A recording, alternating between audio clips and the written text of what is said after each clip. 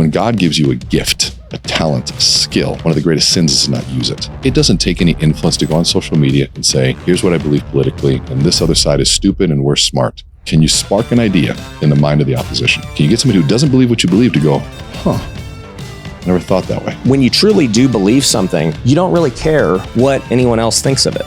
I'll just probably get canceled here. So let's talk about what's happening in Israel. You may not like what I'm going to say, but this is the reality of what's happening. What's up, Wealth Builders? Today, I have got a neuroscience expert. And if you're wondering what the heck does that even mean, this guy specializes in influence. And no, I'm not talking about becoming an influencer. I'm talking about the approach of creating influence with anyone that you meet or anything that you do, whether you're selling a product, making a video, trying to close a deal. All of it requires influence. It's how I've built what I've built today. And it's something that I've kind of just naturally done. And I'm going to learn today from the expert how it actually plays out so you guys can do it too. I've got Rene Rodriguez. What's up, man? It's good to be here, man. I've been following your stuff for a while and you do really good work. Thank you. And I'd say you do good work in you're different. That's why I liked you. I think I've been watching this work for a long time, and there's people that are doing great stuff, but then there's people that they're very different. You can tell there's a depth to what you're doing. And after getting your tour here, I realized I'm like, okay, you are doing it differently. Why do you say it's different from like you're a scientific guy? Like you've been doing this for 30 years, studying the brain and influence and neuro and all that stuff. I think authenticity is misunderstood. And I think authenticity has been duped in social media. I think people can come across as authentic. And I think a lot more of the authentic people can come across as arrogant.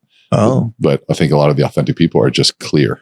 And they may not be distracted with what's seen on social, when a lot of people that aren't authentic are distracted with social, but they seem really authentic. And I think when you dig between the lines, I mean, you clearly have a very strong faith background to it. You have a real business that backs us up. I mean, a legitimate business, and you have a clarity and focus. I mean, so just all the stories that I heard and then watching here kind of confirmed everything. It's a compliment. Really thank you. Done. Yeah. Yeah. I thought it might have just been the pink hair or whatever, but so you know, you had it was the #2 book on the New York Times bestseller, Wall Street Journal bestseller, and it's called Amplify Your Influence. Explain to me what that even means.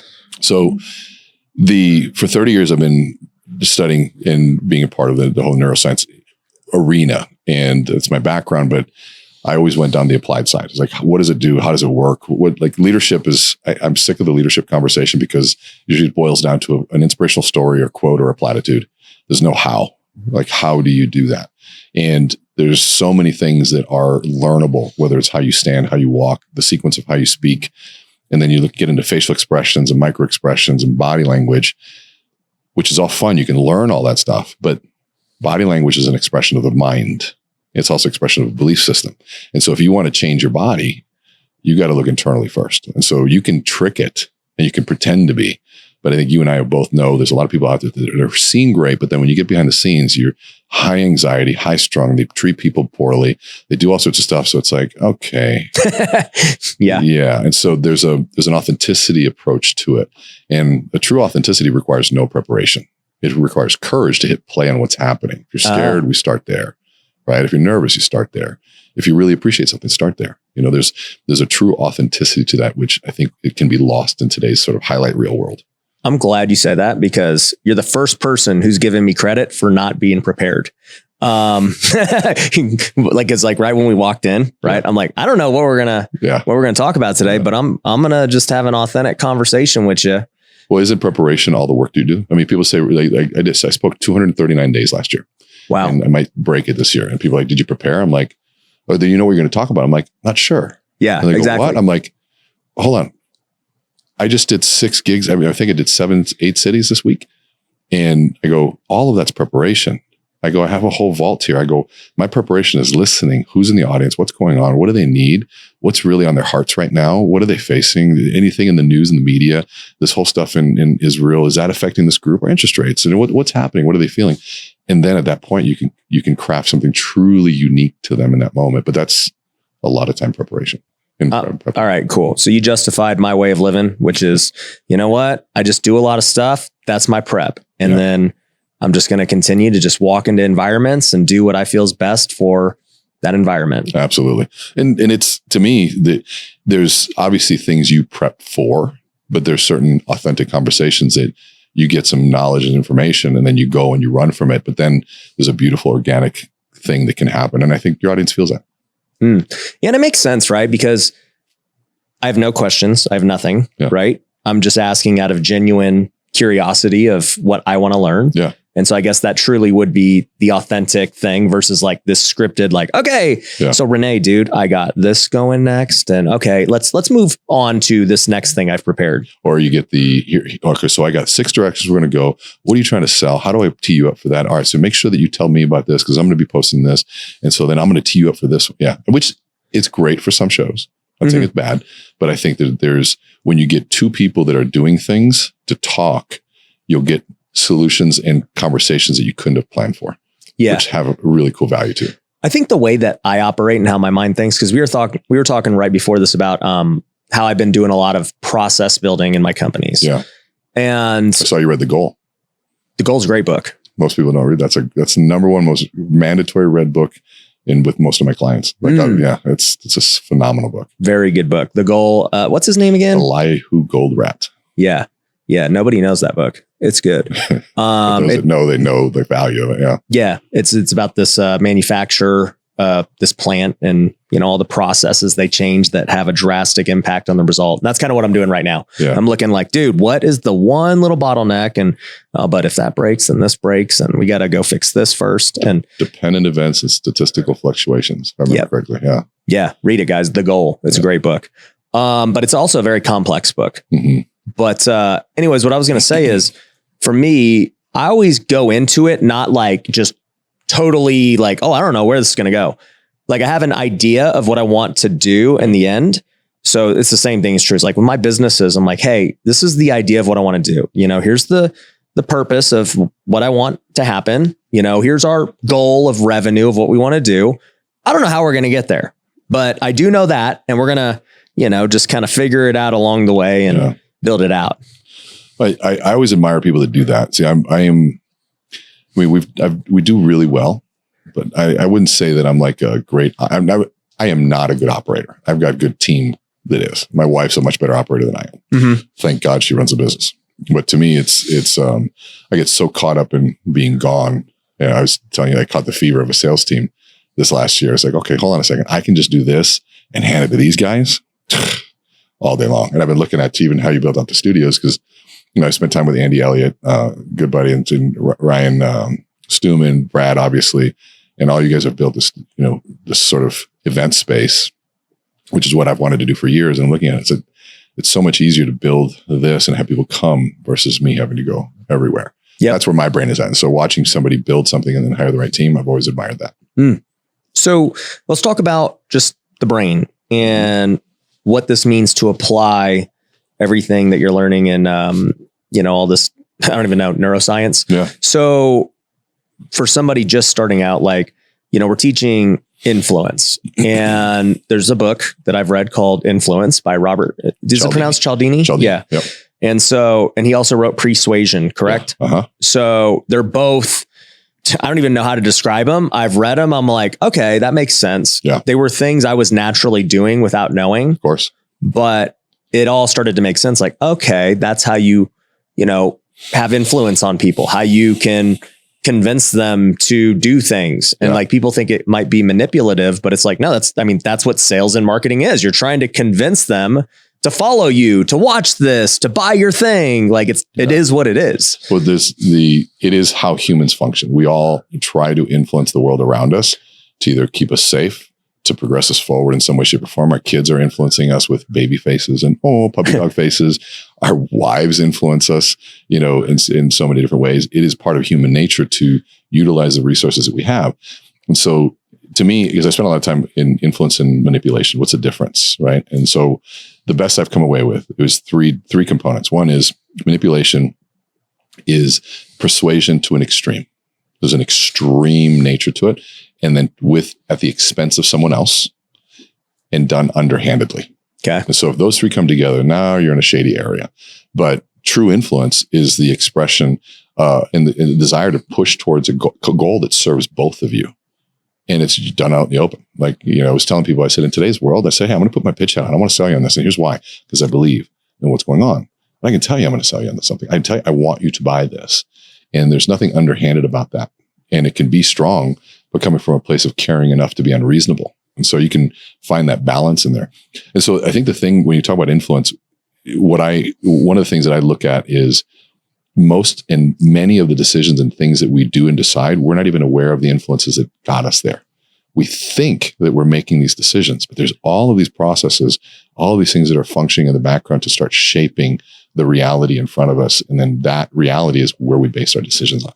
And so when you can go back, instead of trying to change behavior, which you will get resistance from, change how you eat, change how you dress, change. If you try to change behavior, you'll get resistance because you're not dealing with what caused it. You got to go back to what the belief system is. What's the underlying understanding of it? And if you can affect somebody at their belief system, the behavior follows naturally. And so even my background is also in change management. So I worked a lot in manufacturing. That's why I had read that book before. Okay.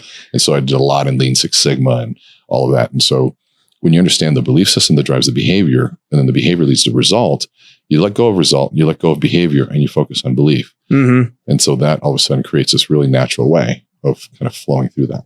Entrepreneurs, if you want to grow your business, there is no better investment than your own personal brand. The smartest thing I ever did was start creating content and investing into my brand. Ever since then, we've been able to triple our business. I've been able to raise more money than ever to continue buying more real estate. And it's all because I create content just like this. Now, a lot of people have asked me, Ryan, how am I supposed to do it? I don't know where to start. I don't know who's going to edit it. I don't know even what kind of setup or camera or anything to do. Well, here's the thing. We can help you with all of that at Pineda Media.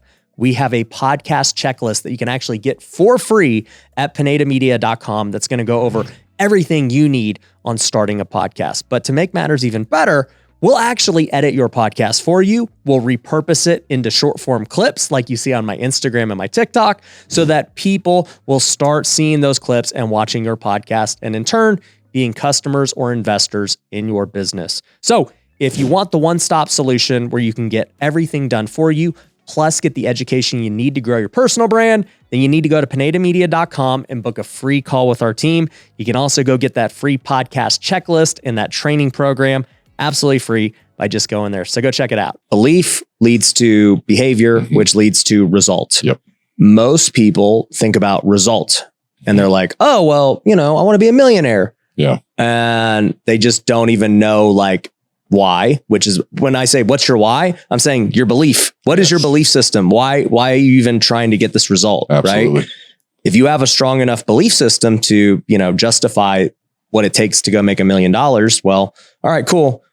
Now I got to figure out what are the behaviors and actions to take to go make the $1 million. Was it true your book, The Wealthy Way, is about the belief system behind it? Exactly. Shifting a belief of it too? Yeah. Is that it's not just money. There's so many other aspects to it.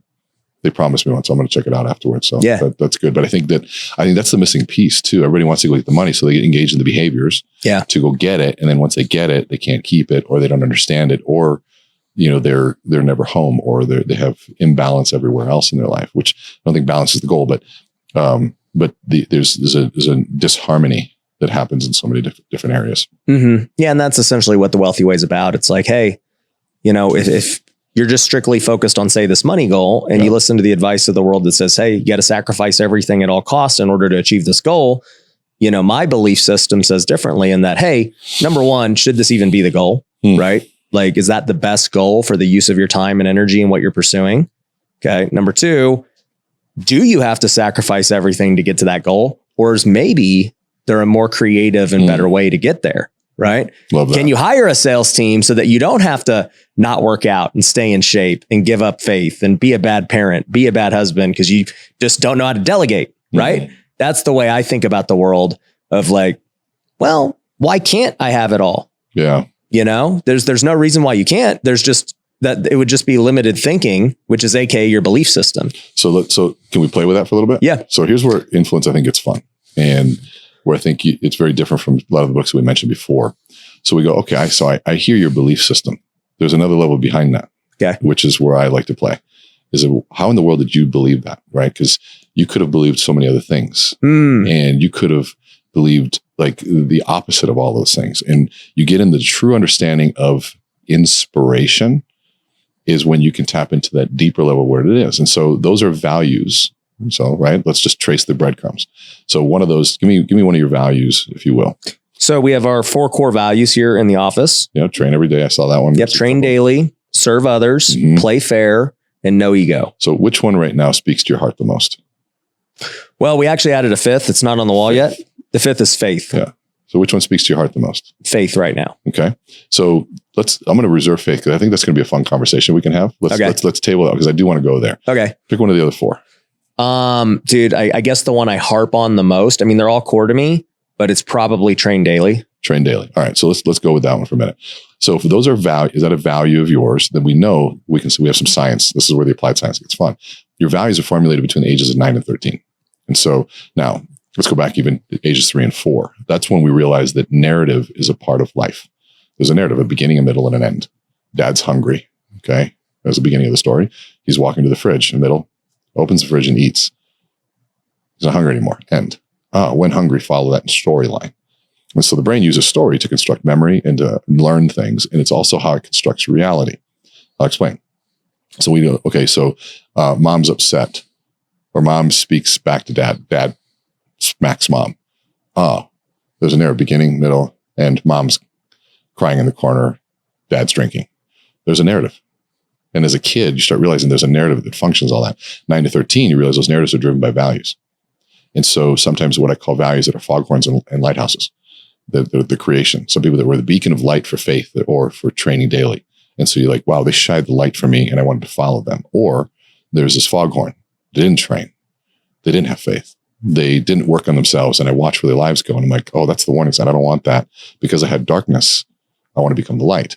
And so if I were to say for training daily between ages of 9 and 13, who is the first person that comes to mind and were they a lighthouse or a foghorn?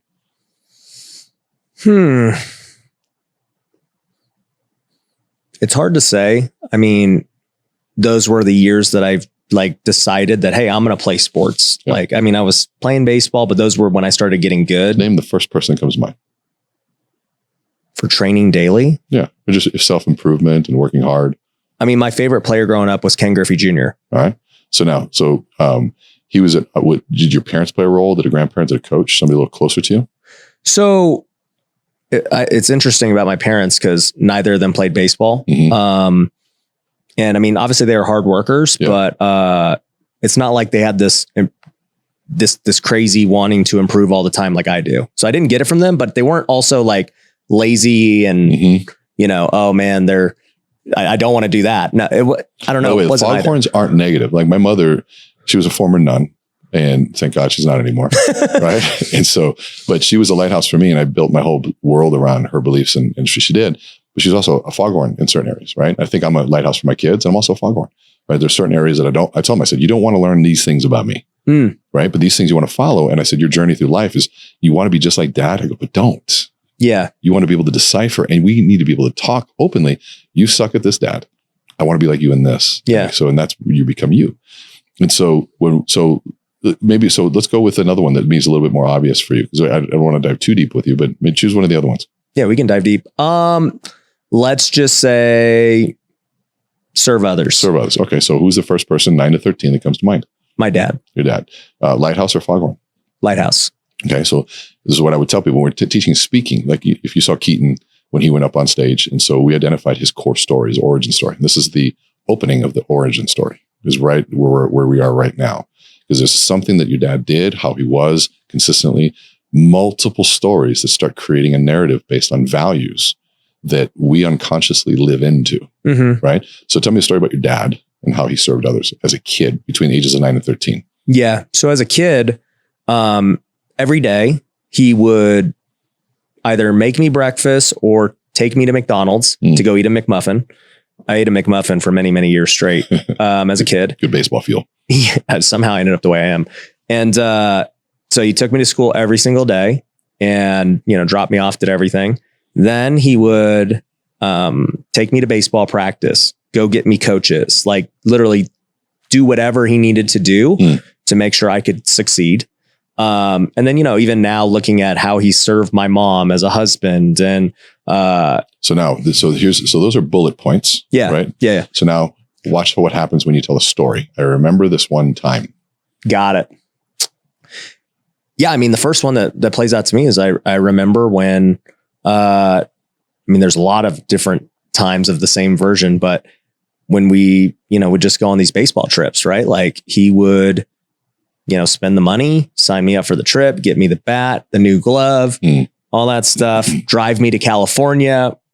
We'd go as a family, we play the tournament. So to give me one specific, now this is where we get really specific on one story. Okay. Right? These are broad stories. Yeah. So I remember this one time we were going to this city and it was this, the weather was this outside. It was like this, because then what happens when you start getting like that, my brain starts painting the same picture. And I'll tell you the science behind what's happening afterwards. It's really cool.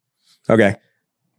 Well, one thing I'll say is I'm not a very specific, detailed guy. I'm very broad and big picture. So it's very hard for me to go just pick nitty gritty. Pick one city, one baseball bat, one thing. One thing. I remember one time, and I don't know that this would be serve others, but just because the last thing you said was baseball bat, but he was like, yeah, if you can go out and hit a home run today, then I'll go buy you that new bat. And then, sure enough, I went out there, hit a home run. And I was super excited because I'm like, dude, I'm going to get the new bat now. And what was that like? Going to the store, how did it feel? It was awesome. Just getting the new bat, it just came out.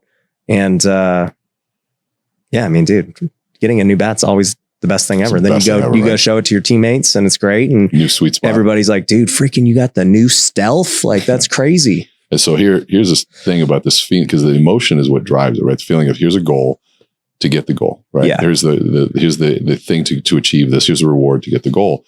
And so when you're looking at, let's say you're telling a story with somebody and you want to use that story in terms of why we're setting goals. This should make something up here. So somebody's saying, well, guys, we're going to set the goal. Here's the financial goal. And here's what's going to happen. Here are the bonuses.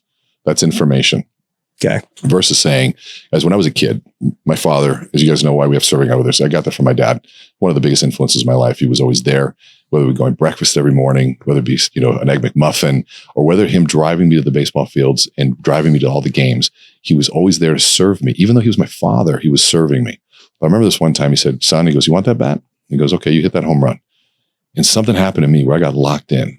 And I went and I saw this and I hit that home run. And I remember the elation of being able to go with my dad. And it wasn't just about the bat. It was about going with my dad to go select that bat, being able to celebrate together, and then going and showing my friends and doing all of that. I said, so that was what it was like as a kid. So we're going to do the same thing here. We have this financial goal out here.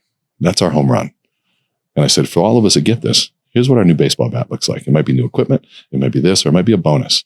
I said, but guys, let's not get excited. It's not about the money. It's not about the equipment. It's about all of us getting to do this together. Right. And so now you're telling the story that paints a much bigger picture of what's going on. And when I come to work, I'm not just thinking money, I'm thinking the journey. Yeah. Right. And then the better you get at explaining the emotional journey you went through with your dad. And the reason we go to childhood is you're saying, well, last week I set this goal and I achieved it. So I want you to do the same thing. It doesn't land the same. Yeah. Right? Yeah. When it's a childhood story, it bypasses the ego. Yeah. Yeah. And it goes into us and we believe it and we buy into it. And then with real story versus bullet pointing. So the reason we tell stories, this is where it gets super fascinating and scary and fun in some ways. If you are trying to grow your real estate investing business, then you need to join us at Wealthy Investor. If you have no idea what Wealthy Investor is, it is our coaching program and community. We have helped thousands of students worldwide grow their business. Now, it doesn't matter if you're just getting started and you're trying to get that first deal. We can help you do that. If you're trying to scale your business and go from a few deals a year to a few deals a month, or even 7 figures a year, we can help you do that too. In fact, last year alone, we had over 30 students do over $1 million in revenue. And I'd love for you to be the next one. So it's pretty simple. If you're trying to grow your business and wholesale more homes or flip more homes or buy more rental properties, then you need to go to wealthyinvestor.com and book a free call with our team. It's super simple. We'll go on a strategy call with you and figure out how we can help you grow according to your needs. So all you got to do is go to wealthyinvestor.com, book the free call with the team, and we'll see you there. Is that we daydream about 50% of our waking hours. and daydreaming in the sense of running future scenarios. It's part of our brain right here called the prefrontal lobe. It's a future simulator. So like, I'll give you an example.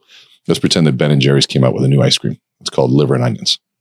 Okay. Would you want it? No. No, right? So how do you know you don't want it? Well, prefrontal lobe goes out into the future, puts those ingredients together based on past experiences, and gives you a taste of it in a split second to tell you not something I want to do. I don't like it. Doesn't feel good. Whatever. Something I want. So your brain is constantly running out to the future and building scenarios to do that. Now, as an entrepreneur, you're probably exponentially further at that. Like somebody who's really good at jiu-jitsu, might be 300 moves in front of you, or a chess player is going to be 1,000 moves in front of you. That's why you can't beat them, right? A good entrepreneur. Doing in real estate, the more you do it, the more moves and counter moves you start learning. That's all prefrontal lobe stuff. And so you talk about, you versus somebody who has no experience versus you know more counters to the counters to the counters than somebody else does. You have all more detail that the brain is seeing. So 50% of our waking hours, we're doing that. And so there's 2 times we stop daydreaming. One is somebody holds a gun to your head, life and death situation. You're not daydreaming, you're present. Okay. Second is when someone tells you a story. And the reason you stop daydreaming is because the storyteller is storytelling is daydreaming for you. So then we go, okay, so what's the purpose of daydreaming? It's to construct narratives. Why do we need narratives? To build memory and to construct reality. So if you're telling a story, I am handing you the keys to the narrative of my brain because I don't know the difference between your story and mine. And you can install narratives of love, hate, faith, racism, whatever you want. I mean, look at what's happening right now in Israel and Hamas. There is a race to the narrative of what it is. Terrorist organization. No, they're not. Right? We want this. They want that. They're horrid this. It is a race. It's nothing different that's happened in politics. And so when we look at that element of how stories, and I tell people, they go, what do you mean they don't know the difference? I'm like, yeah. Have you ever cried during a movie? Right? We've all cried during a movie. And I tell people, I said, I hate to break it to you, but those are actors, right? And they're like, and they laugh. I go, but your brain doesn't know the difference in the moment because all our somatosensory system takes over, and we're the ones that won the championship. We're the ones that lost it. They're the ones that cheated on us, whatever it was. Yeah. If my wife reads a book and there's some jerk of a husband in there, you're getting it. I'm getting in trouble. Right? She slams the book and I'm like, I'm not in the book.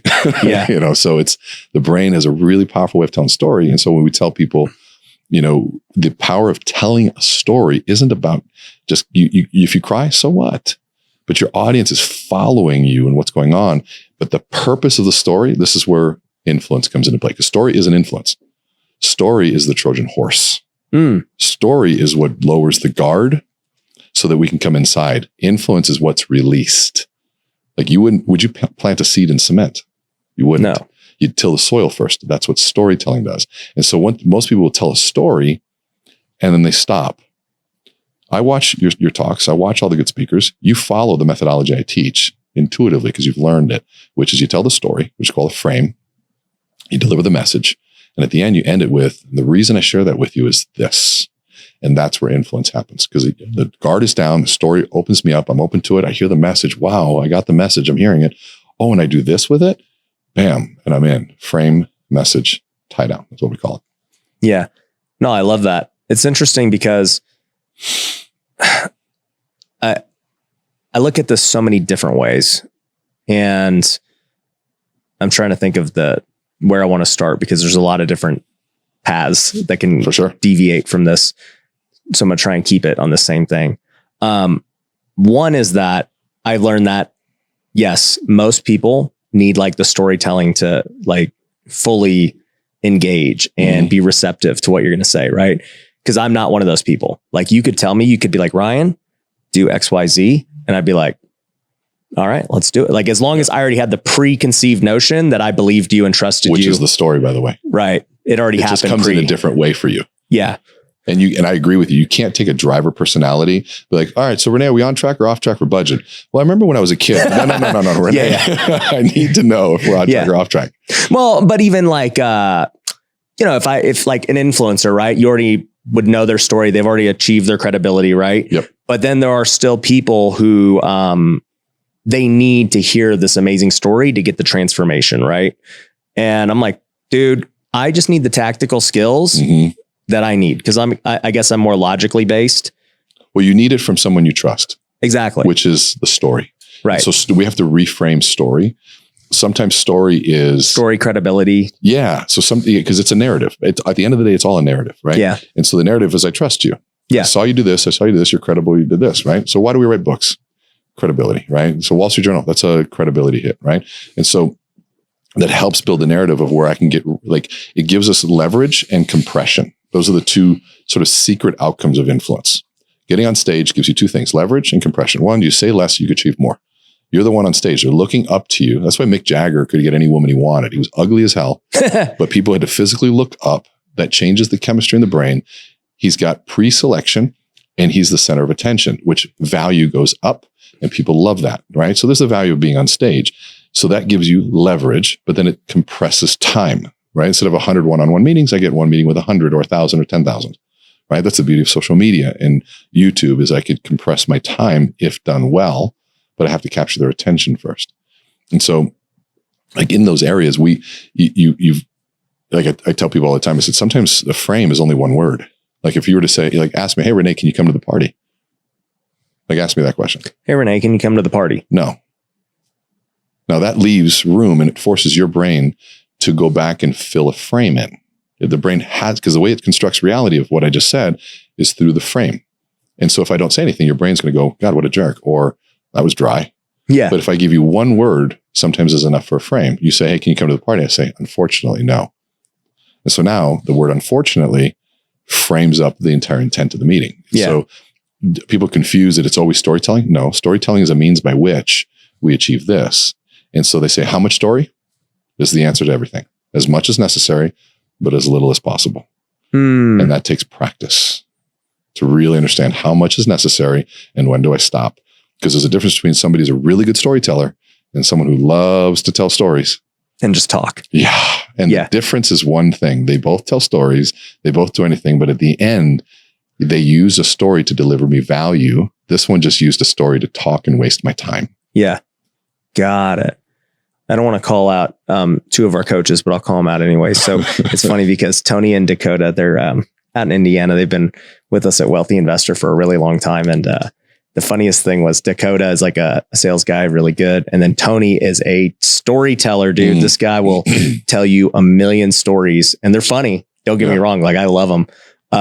And so we just always make fun of them because I'm just like, Tony, there's a solution to how you going to waste my time today? Like, tell me the next dumb story that you have. There's a solution to him. Okay. So I would say, give him one phrase. Okay. The reason I share that with you is this. If you can answer that question at the end of a story and it's relevant to me and it drives me somewhere, that's where influence happens. And so storytelling is great for relationships. You want salespeople to have that. It brings the guard down.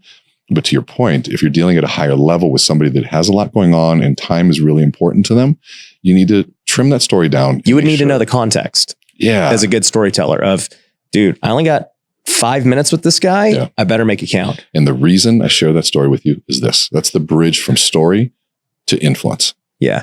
I was telling people that at my last event with WealthCon, you know, a lot of these young kids they attend and, you know, I walk around at like the events and, you know, we do the parties and stuff. And so I meet a lot of people and to your point, there's a lot of people who don't understand the time that they have. Right.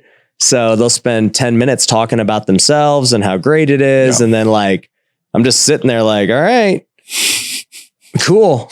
Glad you enjoy this time. Yeah. It's because there's no clear outcome of what it is they're trying to do or what's the number one skill in this world is self-awareness. Yeah. It lacks self-awareness and the reality of knowing who I'm at, how I'm affecting people. And that's the cornerstone of emotional intelligence, a 3-part process. But if without self-awareness, you have disconnected leaders, you have disconnected people, you have people that are, and it's usually driven by a lot of anxiety. And so, but the lack of self-awareness to me is one of the most detrimental things in leadership and in people and relationships. Yeah. So would you say that, what would you say is a common trait among the most self-aware / I don't know, confident people? Because like anxiety would come due to lack of self-confidence or insecurity and all that. Anxiety can be stemmed from a lot of things, but I think the most common piece is the person who's highly self-aware doesn't think they are, and they're a little paranoid about it. So the research shows right now that about 90 to 95% of people think they're self-aware. but only 10 to 15% actually are. Mm. And it's so, I tell people, I said to the audience yesterday, I said, so of the 1,000 people in here, that means how many of you think you're self-aware? All hands go up. I said, but guess what? It's only about 150 of you, maybe 100. And I said, so look to your left, to your right. Maybe it's you. But here's the thing. The only solution to that is I'm scared of the person who says, oh, I'm highly self-aware. The moment you do that, you shut off the potential of maybe there's something else I'm missing. But the curiosity of saying, maybe there's something I'm missing, right? Coming into a conversation, well, let me learn from this, and coming into something saying, well, what else am I missing here? You can always go back to, oh, okay, I got that one, but maybe I was missing it, but maybe I wasn't. Yeah. And so there's that openness that's there. And that's what, I'm very highly self-aware. No, we just had a meeting right before this from 9 to, 9:45. And it was just going over the goals of what we want to do. And I said, hey, here's I think the KPIs that each person should hit in order to do this. Here's kind of what a salesperson would need to do. This is how many leads on the marketing side we need. And, so I go through this whole pro forma of this big goal that we've never hit before. Yeah. Right. And so I go, guys, I've done everything in my power to bulletproof this. I think it makes sense, but tell me what I'm missing. I'm opening the floor. Yeah. Point it out. Good for you. And, there's nobody scared. People are like, hey, Ryan, I think that maybe this is an issue. And then I'll say, well, here's my response to it. I thought of that. Yeah. Now, what do you think based on what I just said? And they're oh, okay, that makes sense. But the fact that you said, what am I missing is what opens the door for more self-awareness. We do an exercise too. Have you seen that gorilla? Did you spot the gorilla exercise where they're passing the ball back and forth?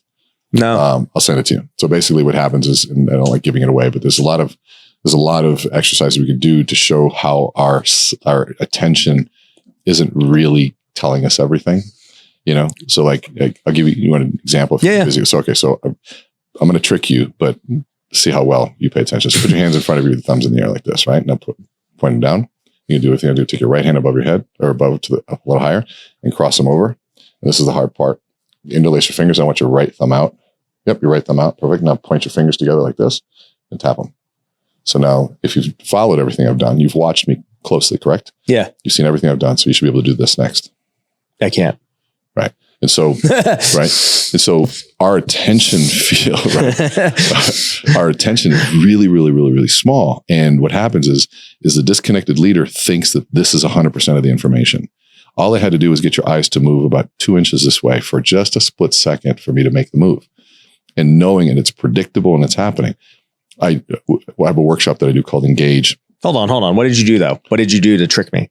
So it's a cool party trick, but I'm not interested in the party trick. What I'm interested in my course, it's called Engage. It's 9 hours. My first 2 hours is my case against reality. Got it. And my goal is for you to go out there and go, what the hell else am I missing? And I've got about 20 different things like that I do to say, look, I'm tricking you, but it's not about the trick. It's about to get you to say, stop thinking you know everything. Yeah. And then do what you said. The application, the outcome of that is what you did, which is here's the plan, here's everything. So now, what am I missing? Right? Did I do the thumb right? What am I missing? And all of a sudden people go, because now all of a sudden as a group, we see more as a group if the culture is psychologically safe. That's the key to speak up.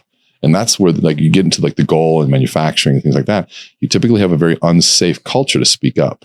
And so the question that should come out of that is, what else am I missing? And if I constantly saying, what am I missing? Then I'm constantly curious. I'm asking questions. I'm open to new ideas. And I tell people, I said, look, let's talk about this perception and perspective. Right. So it's a really, really cool understanding of this. And so lately, there's a guy that I follow, Andrew Bustamante. He's I've heard the name. I don't know what he does. Spy. Okay. He's a CIA spy that came out and he's kind of giving his secrets away. Now, I've been studying this for 30 years, and it's fun seeing how much the word narrative is really taking off right now.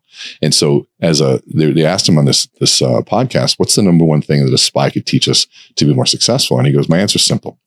He goes, we got to debunk the idea that perception being reality is enough. Perception is reality, but it's only reality to you.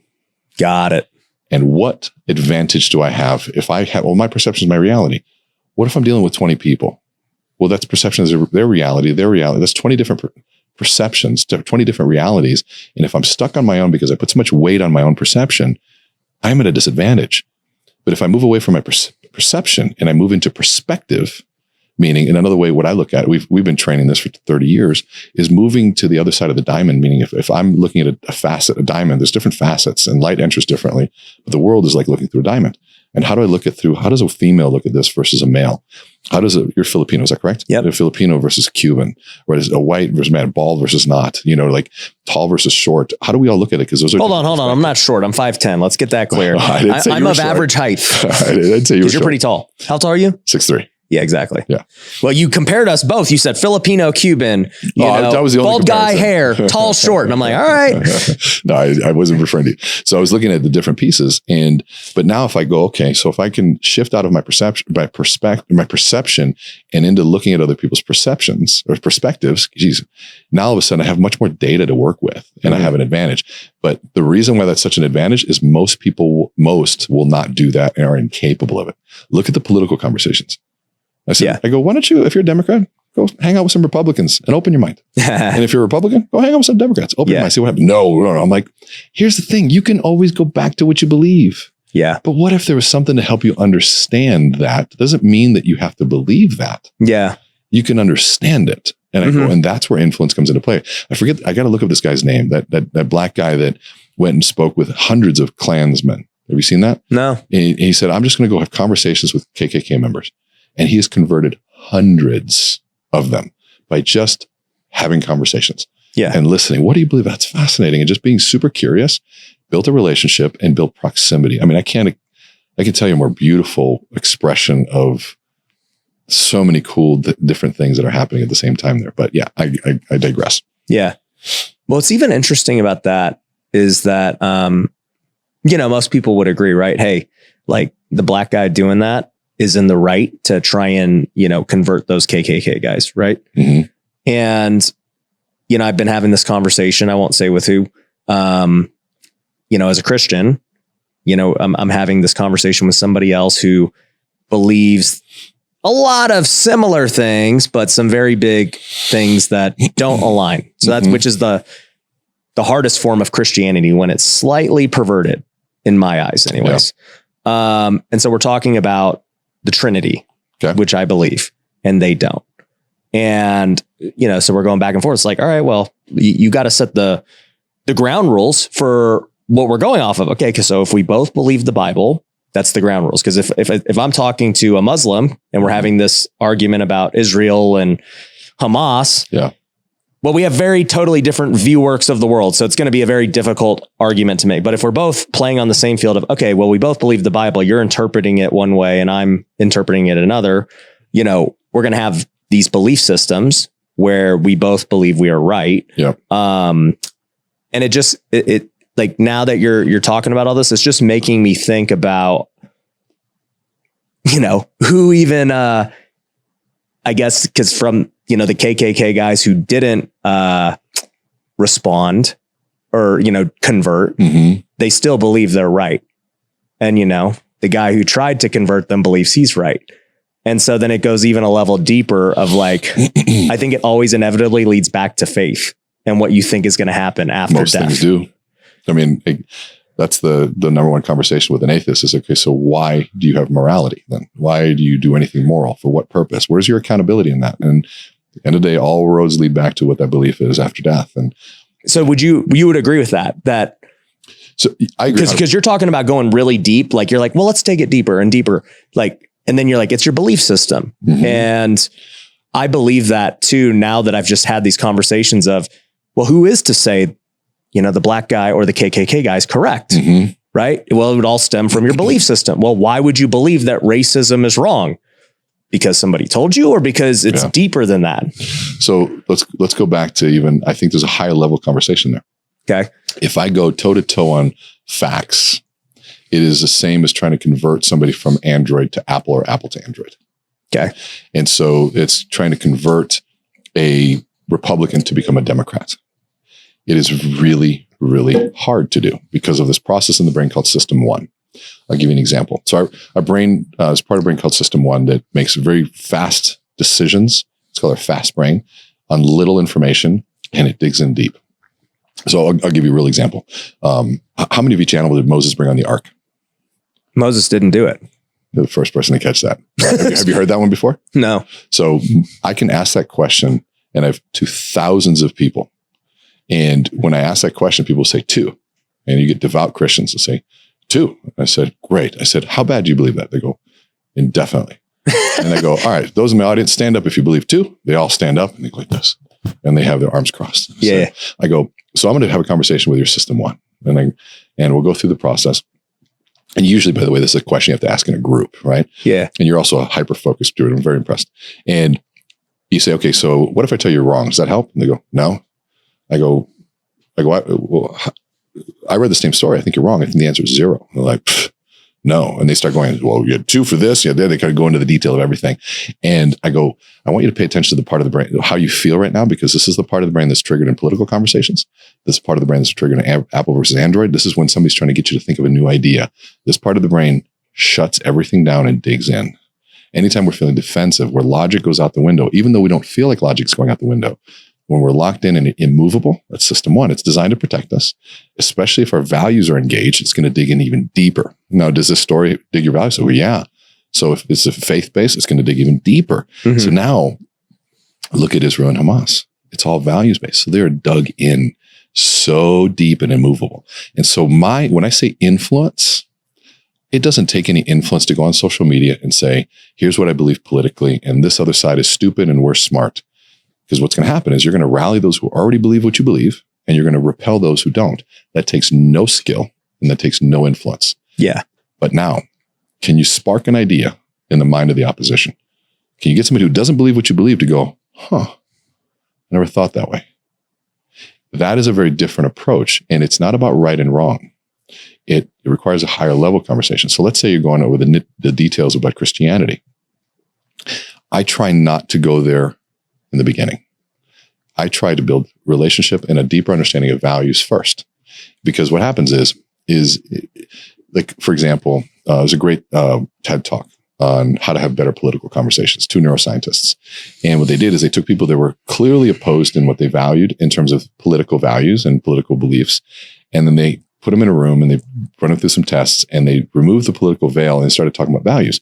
And Democrats were defending tooth and nail Republican values. Republicans were defending tooth and nail Democrat values. Yeah. When they didn't know that that's what it was. And what happens is, and you realize that at the end of the day, we all actually have very similar values. Yeah. Now, there's an extremism in certain areas, right? In all walks of life, there's extremism. Yeah. So to me, if you were to tell me what I believe, I don't believe in extremism. Yeah. Because that's where usually the issues come. But if I can help play in this arena and I can remove what politics and what media and what everyone else has put into place to divide us, which becomes a really cool, control divisive process to say, if I can build this, tap into your negativity bias, hit on your values, trigger your system 1, I can control quick decisions like votes or purchases. So now if we rise above that and we say, okay, it's a great, there's a great book called Oneness. And in the back, the Dalai Lama has a quote. It says, every major religion of the world has one goal, is to make their followers better people, at least from their perspective. Yeah. Right? Now, there's different ways to carry that out. And so for me, I have some very specific beliefs. My faith is very close to what it is that I do. And what's your faith? What is my faith? I don't know if I've ever been asked that question. My mother was a nun. I went to Catholic schools. She married a Lutheran. Do I believe in Christ? Yes. Do I believe in God? Yes. Have I had issues with certain religions and how they were carried out? Yes. Do I believe there's some beautiful Muslims in the world? Yes. When I visited, do I realize that a lot of it came from the same places? Yes. Have I believed that it's been bastardized by humans? Yes.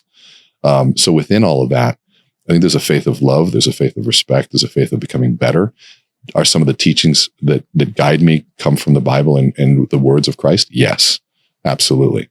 So what I would call that faith, I don't know. Is it Christianity? I would say that I'm a Christian in those senses, 100%. But I want to ask a bigger question in some of those areas. And so, but that's a good question. You caught me on that one. I got to actually think on that one. I really need to think on that one.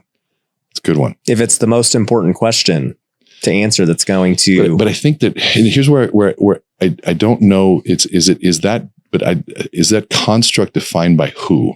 And so that's where I'm kind of I'm a little like, because there's also a lot of Christians that I think are really bad people. Christian, when I say Christians. And so that's why there's a branding issue here in that sense. And so there's somebody's version of Christianity. I can tell you a million versions I don't believe in that are not open. And they're people that are really cruel. And I've seen Christianity used to kill and murder and slaughter. So are we talking about that? No. But I've seen Christianity save people's lives and be kind and forgiving and be compassionate and also hard to get us to do the right thing. I like that. So show me where that is. I'm in 100%. And so I look at your behavior, who you are, what you do is your faith. And so what you label it is what you decide to label it in that sense. But then I also seen people use the same exact label to do other things. I've seen people use Christianity or use their faith to try to manipulate, and I don't like that. And so when you ask that question, that's where my brain goes, is to the macro picture of all of that and the words and what they actually mean. And so I'm not avoiding the question. I'm thinking my brain is such a philosopher that it thinks to all of these different meanings and what are the narratives that go around that, and do I buy into all of them, and could I be misunderstood if I chose one? I'd much rather look at the values that go with it. And do I find those in the truest sense of Christianity? Absolutely. But how does that relate to perspective versus perception? Because once again, back to, for you, what you just described is your own perspective, which isn't useful to anyone but you. No, I think I'm trying to look at it. I'm trying to look at it from multiple perspectives. As trying to, and I'm saying this is trying. This is literally a journey, and I want to tell you, like anybody listening to this is a journey. Try to figure this out. Sure. And part of the journey is a hard conversation like this. This is not easy because I'm going, damn, I need to have a better answer. but let me ask this way. Well, maybe what my purpose in life is. What's your purpose in life? And it's multiple stories. So okay, hold on before we get into this, because I want to. I wasn't intentionally like trying to bring that. I was like it though. This is good. Yeah. So where I was going with it is that you originally said, why do Democrats and Republicans have the same belief system? Like at the end of the day, when you take media and propaganda out of it, we share the same common moral compass and core values. The thing that always goes to my mind is why? Well, I think because at our core, there's something there. And we could make the argument that comes from those initial decisions that were made. Initial decisions of what? All the way back to the story of the Bible and creation. Okay. So let's go back. So we're talking faith again. Yeah. Let me just tell you what I have pulled out that makes sense to me. Right. Okay. And it's multiple perspectives. So let's look at the story of creation first. Now, I had this conversation with my mother. I love this pod. This is new. This is good. I like this. This is great. This is what the wealthy way is all about. And so I asked my mom, I said, okay, was Christ really the Son of God? Right? She was an Adrian Dominican. Spent, 3 years in silence. And she said, Rene, we all were. He just knew it more than we did. I'm like, okay, children of God. I said, okay, that's kind of cool. I like that idea. And so then we say, okay, so the world was really created in 7 days. She said, Rene, the biggest thing to understand about the Bible is that Jesus spoke in parable and he spoke in symbolism, right? And so let's just look at the logic between the 400, 500, or how many thousands of years we've had this. There's a symbolic view of it, right? We speak in pictures, pictographs, and visuals and images that represent other things. And so was it 7 days? Was it 7 generations? Was it that? Was it 7 phases? There's something about that. But what I liked, Jim Rohn got me to this one, was there was a ratio of 6 days work, 1 day rest. It wasn't 5 days work, 2 days rest. I'm like, okay, so that's an interesting scenario. And then if you look at one of the most common, because I also studied Christ's faith and management well for 3 years in college, and business, by the way. And the Pope was one of the greatest business writers ever. He's really, really interesting. Another perspective, right? And one of the most common words in the Bible was the word toil, sweat of the brow, hard work, 6 days work, 1 day rest. And so we said, okay, so hard work is a big piece of this. And suffering is a big piece of this too. Mother Teresa, $29 million budget. But yet she could have written a check to solve the homes in Calcutta. She didn't. Her belief system, her perspective was that suffering was the closest way to Christ. When we suffer, we experience the closest thing we can to the crucifixion, which is the ultimate suffering. And we say, okay, so suffering plays a really good component.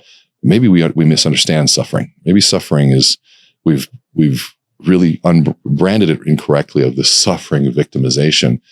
But I think most of life is suffering. It's sacrifice, it's discipline, it's hard work. It's good. So we'll put suffering aside for a minute. So 6 days work, 1 day rest. Hard work is a really good one.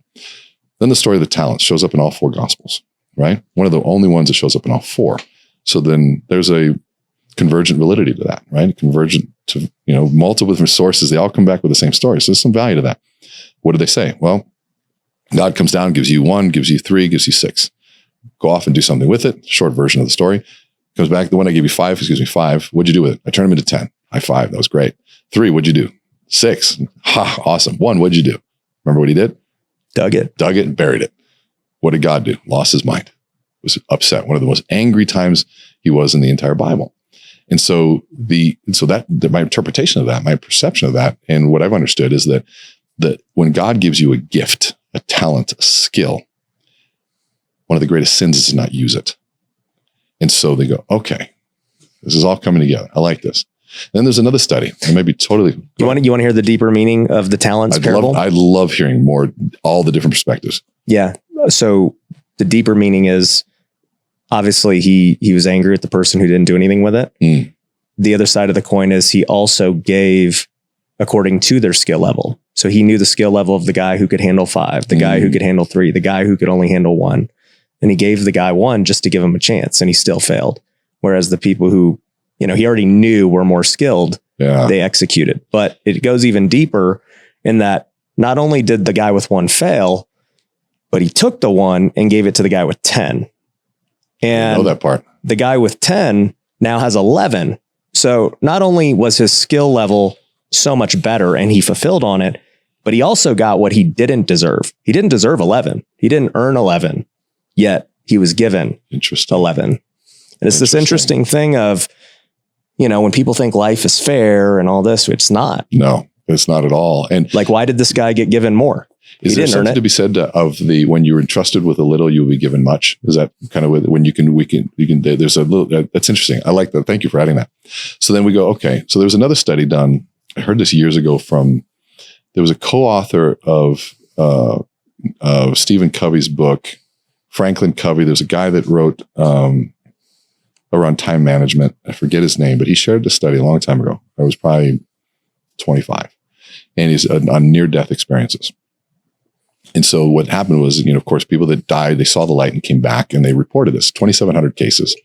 And what they reported, they all saw the light. Mm-hmm. They're all met by relatives, people that had passed, or friends, close people. But what was cool is that they all reported 2 questions they were asked.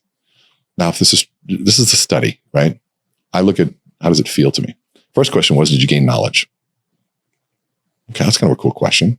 Second was, did you expand your capacity to love? It was like capacity, not did you love more, your capacity to love. And so I look at capacity I look at the weight training of love would be grace, the unmerited favor of God, right? Undeserving love. I can love you when things are great, you deserve it. But if you stab me in the back, you betrayed me. There's the opportunity for grace. When it's inconvenient to me and it goes against everything I want, can I offer you grace? So did you gain knowledge? Did you expand your capacity to love? And I thought, what 2 incredible questions to deal with almost anything in life. Everything fell apart. Well, did I gain knowledge? Yeah, I didn't. Well, I better learn. It might be something I'd go for. Did I become a jerk, or did I still remain loving and kind through the process? And so I look at that and say, okay, so maybe my purpose is to utilize the God's given me, to work hard every day in the full utilization of the gifts that God has given me, to gain as much knowledge as I can and expand my capacity to love. And I look at all those stories and I said, it fits all of the criteria to at least live. And I'm not saying it's full. I'm adding to it as much as and often as I can as I grow in the journey. But at least that creates a good guide for me to work hard, to learn as much as I can and stay curious, to expand my capacity to love even when it's really hard. That means I can love through leadership. It's easy to lead when times are good, but can I lead when times are hard? Who do I become when adversity comes in? Because adversity doesn't build character, it reveals it. So who am I becoming when under difficult times? Do I lash out and blame, or do I listen and empower? There's so many different ways of looking at that. And how do I really truly understand the gifts that I have and pull full effort into using them? So to me, that becomes the fullest expression. Now, do I live that every day? No. Mm-hmm. Is it the goal for me? Yes. Where do I find that? In finding inside of my own journey through that. And if I'm in a church that I can be that, I'm all in. All in. Got it. No, I love you sharing that. So there's a lot of things obviously you've shared that I could touch on like in depth, an hour on each one. Sure. But being a bullet point broad guy, I'll give some bullet points of things you said, and I'll tell you a story to help the audience relate to why, maybe give a different context to it. So what I'm learning from you just up to this point, not even in regards to faith, but neuroscience is like, hey, your belief system pretty much dictates how you're going to behave and the results at which you achieve and the goals at which you set for yourself. And so, if we're to take that as deep as possible, like, hey, where did your belief system stem? You're like, hey, it's from ages 9 to 13, really. That's when you start developing it.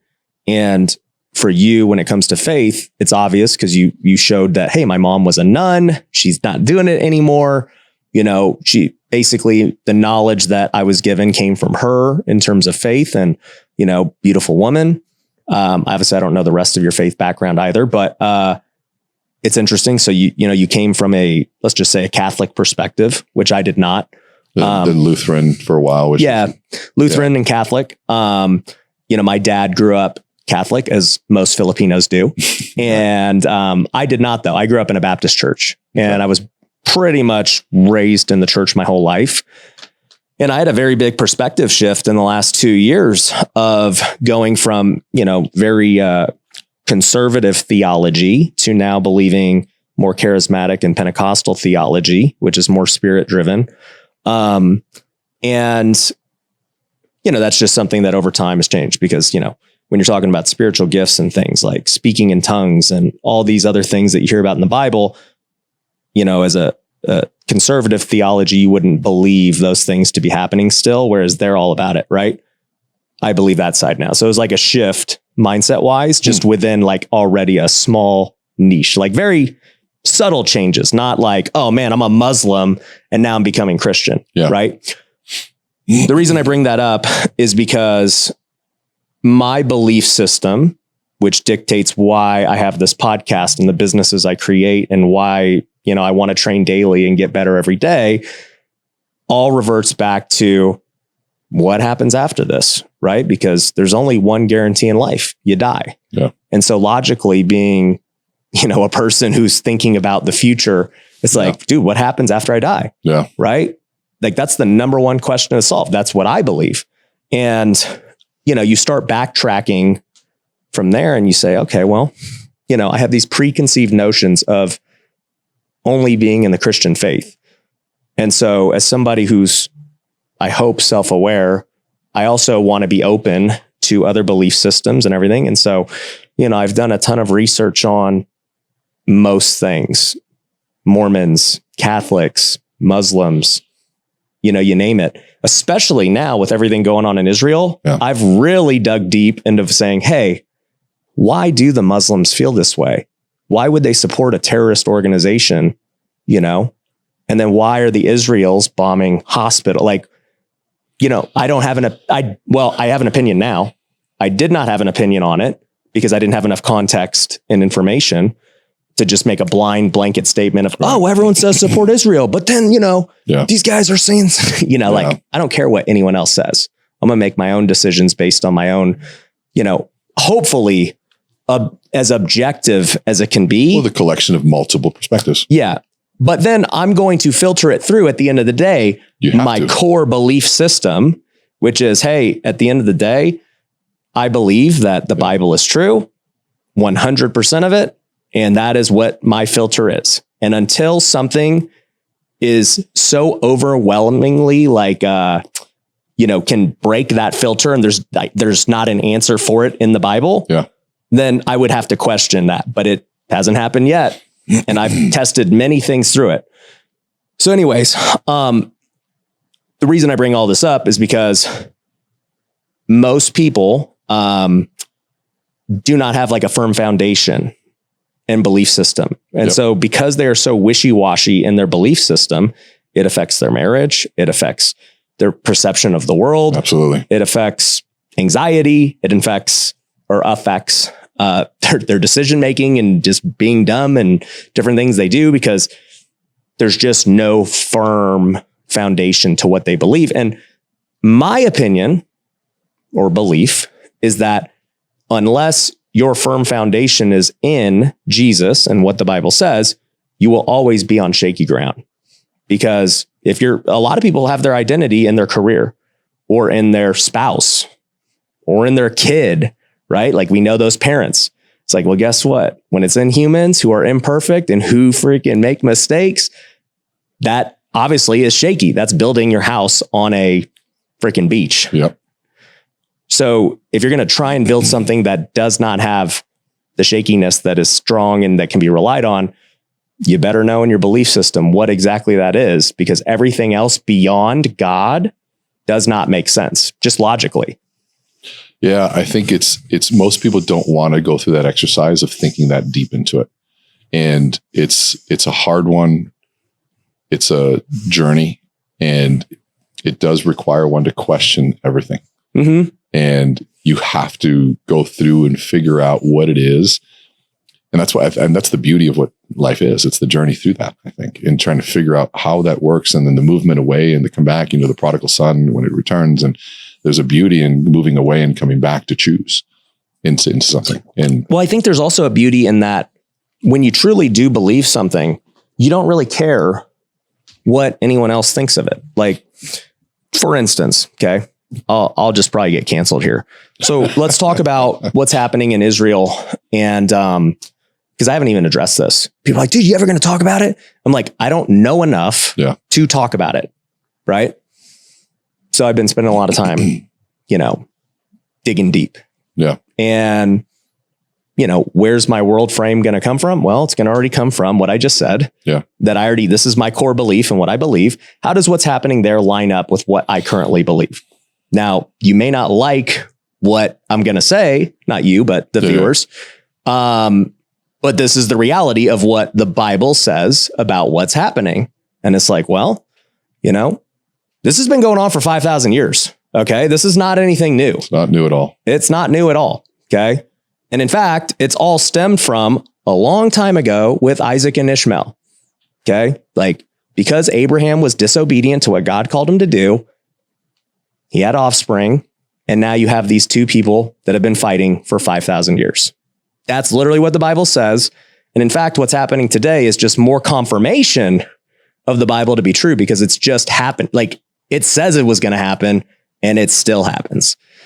You look at, why is Israel even still around? How is this nation that's so tall, tiny and puny relative? Like, they could have got wiped out so many times over the thousands of years by Hitler tried to wipe them out. Russia could wipe them out. China could wipe them out. Anyone could wipe them out if they wanted. They're not this powerful nation, yet somehow supernaturally they're still here. Whereas all these other nations have come and gone. Empires, they're out. So you got to start asking yourself, how are they still around when none of these other nations are around? There's probably something supernatural happening here, right? Then you just look at, okay, well, fighting, something you mentioned earlier was you're like, hey, I like the Jesus and the loving side of it. What I don't like is when people use God to kill. The only problem with that belief is it's to justify something, or even it's not even to kill. It's more over, because I understand there's that side of things, and the shepherd needs to protect his flock and all that stuff. It's more over, there's a manipulative side where I watch the hypocritical act of, here's my faith and here's what I'm doing, but here's the real reason for it. That's where evil to me exists, is the guys. That. So that's really what I was referring to. Yeah. And I'll make this clear. Like, I'm not justifying anyone being killed. Like, I would love to see everybody there, first and foremost, saved and find Jesus. That's what I would love more than anything, because only 5% of people in Israel and Palestine are actually Christian. So that's my prayer above all this. But two is that in terms of violence and war and everything else, both sides and their doctrine have basically, like, it's been happening a long time with God justifying it. So here's how I look at this. I know it won't be solved through logic. One, it won't be solved with who can trace back to what's happening there. Just like a union management issue won't be solved through logic. But let me just say, if you believe the Bible or the Quran, they both say it will not be solved, period. Yeah. It will never be solved.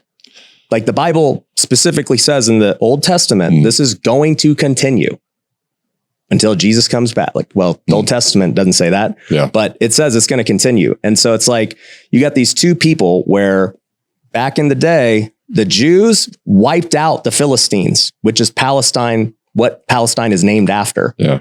Like they wiped them out, women, children, men, and they weren't condemned. Like that's what God called them to do. Now, the big difference is God literally said, you guys need to do this, versus people today say, God told me to do that. It's like, no, God hasn't told any of us to go kill anyone. He's talking to David, go kill Goliath, dude. Like, go fight him. Wipes him out, right? Muslims, on the other hand, like in their doctrine, being a martyr is the number one thing. That's the most respect you can have in the Quran. Now, I mean, you'll have a lot of Muslims who say, well, I don't believe. It's like, dude, and this is my whole problem with any religion, to your point.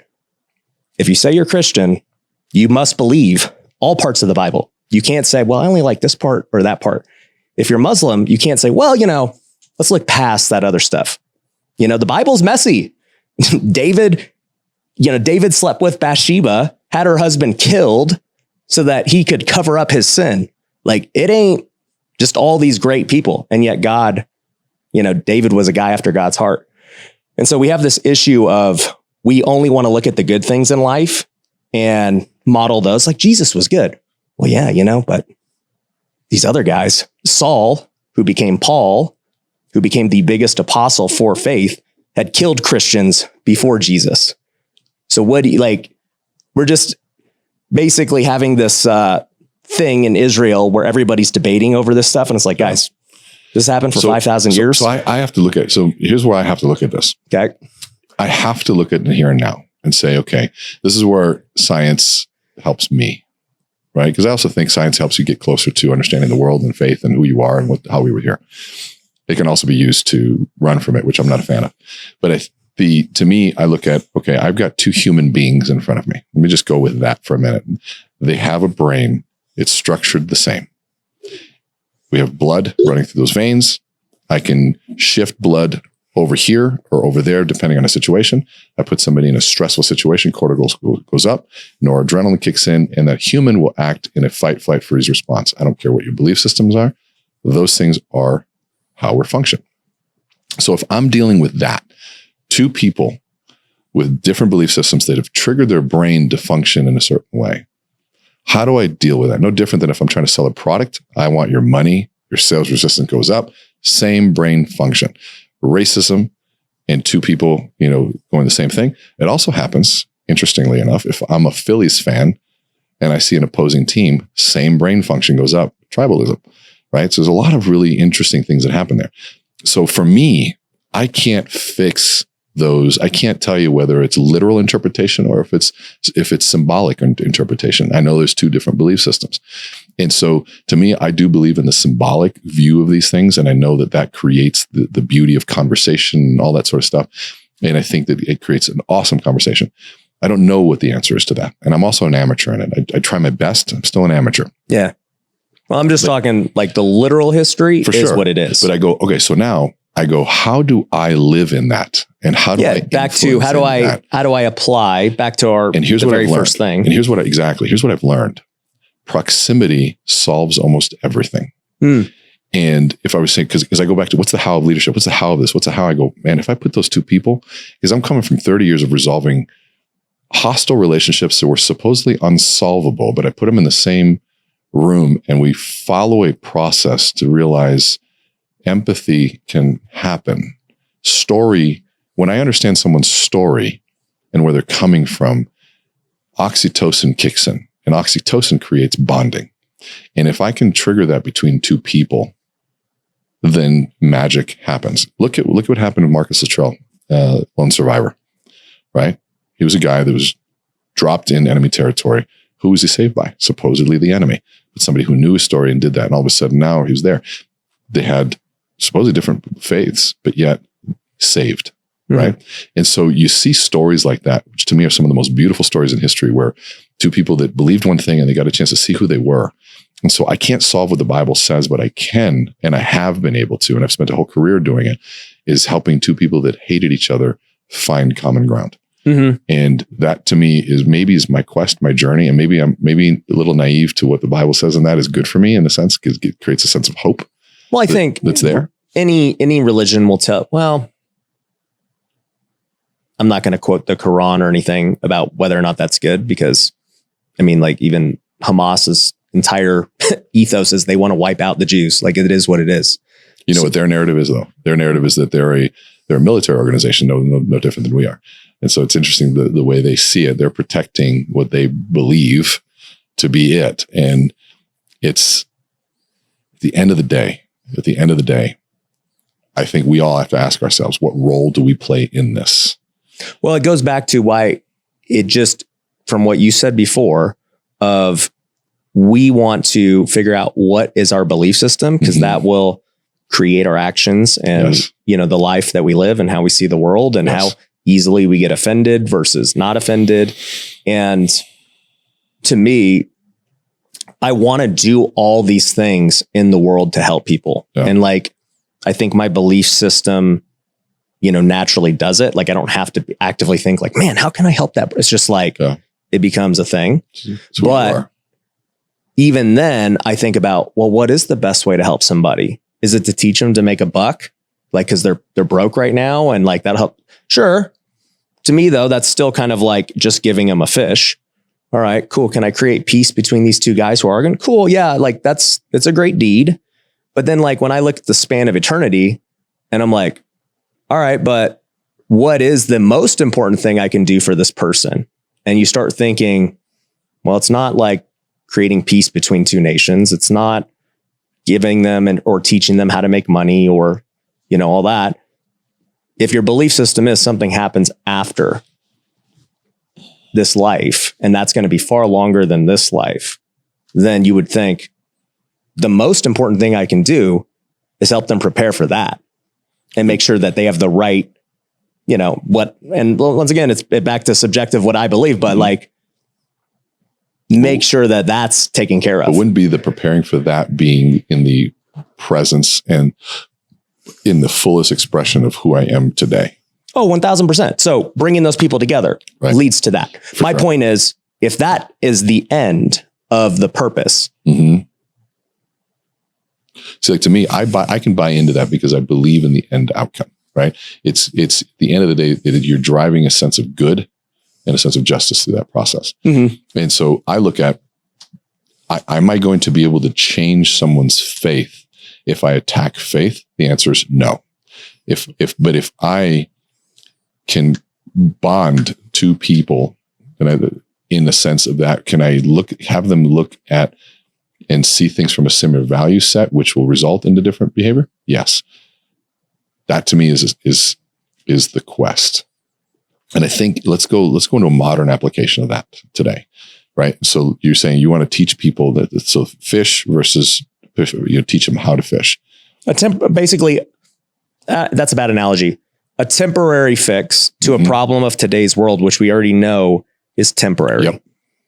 So like, it goes back to belief. If we believe that this life is it, then yes, it makes sense to live this to the fullest and make sure that everybody's, having their best life here. But let's go deep on living this to its fullest, because then we have to define what fullest means. Right. And so then we go, okay, so let's talk about the word suffering, because my son and I had this conversation. I have this all the time. He says, okay, well, all right. He said, well, isn't the goal of life to be happy? And I said, if somebody said that, if you think that's the goal, I think you're going to be sorely disappointed. Because a lot of life is not happy. And I go, and I think that's good, actually. I think it's okay. And I say, okay, so let's look at the science of happiness, which would be dopamine, right? So dopamine is the reward hormone, but it's really not reward. It's actually secreted in the anticipation of reward. Mm-hmm. So if you see your favorite food, you see that, you go, oh man. Let's say a watch you want to get, you're like, man, I want to get that. You don't have it yet. You don't have the food, but dopamine goes, hey, we can go get this. Anticipation. Yeah, it's a cheerleader. You're in the gym, you're about to give up, and somebody says, one more. Come on, this is where we grow. And this is why I'm growing. Dopamine kicks in, you get a couple more reps in. Yeah. So it's a beautiful thing. And so if we say, okay, so if you look at a graph, dopamine over time, and say, okay, so let's say I set a goal to build to a beach home. Big goal. So the moment I do that, dopamine levels start to rise. I envision the beach home. What happens the moment I get the beach home? Dopamine levels fall actually below baseline. So I'm at the beach home. I'm there. I'm like, wow, this is amazing. Open my laptop back up, go out and start looking for the next one, because now that's how I roll. Right. And so what happens? Right? Okay. So then now maybe we need a bigger beach home. Boom. Dopamine levels back up. Bam, bam, bam, bam, bam, bam. We get it. And boom, goes there. So we follow this process of these big dips and falls and these fleeting moments of happiness that happen. Mm-hmm. That one we can't control. They come and they go. And what it says is, which is really interesting, a lot of lessons in that. One is that those of us who are able to achieve the beach home, right, have healthy dopamine systems, right? There's a cheerleader through suffering, right? Because dopamine is what helps us get through the suffering and the sacrifice and the discipline and the hard work that we almost enjoy it. Testosterone levels actually have a way of tricking our brain into thinking effort is pleasurable, right? So if you have high testosterone, all those types of things, the effort is actually really good. All the TRT I've been taking lately, it's feeling good. It does feel good, right? And so all that stuff is good, but then the dopamine says, we can do this, we can do this, we can do this. Now, one of the things they're looking at right now is then maybe the inability to envision an outcome. If you can't envision the outcome, remove dopamine, you have pure suffering, which might be the cause of depression, right? Or one of the pieces, helping people envision an outcome, or the inability to do that might be, why serotonin isn't done, which is where depression comes from. And so we go, okay, so if I have a healthy dopamine system, but that the moment I get it, it goes down, what it says is those of us who are most capable of achieving the beach home are also those least capable of enjoying the beach home. And so then we go, well, maybe we need the bigger one. Nope, that wasn't there. Maybe it's the Lambo. Yeah, nope, that wasn't it. Nope, maybe it's the bigger watch. Nope, maybe it's that. All these things. And at the end, we look back and we go, these fleeting moments of happiness. And in between each fleeting moment was pure suffering and sacrifice for a promise that never delivered. Why? Hope. Midlife. Well, I don't think it wasn't because we went after those happiness moments. But let's go back to what you're doing. Look at your shift. You've achieved all the beach homes. You've got the wealth. You've done all this thing. And you're asking now, there's a bigger question here. Yeah. And now you're into something much bigger, into legacy and to beyond. And you're going, how many people have I helped along the way? How much impact have I made that is much greater than me?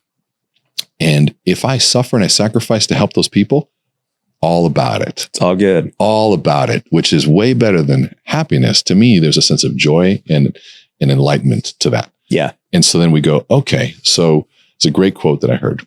It says, when the floods of life come, I want to be the one who built the ark, not the one who needs a ride. Mm. And so we go, okay, so to build the ark, suffer, sacrifice, knowledge, whatever it is.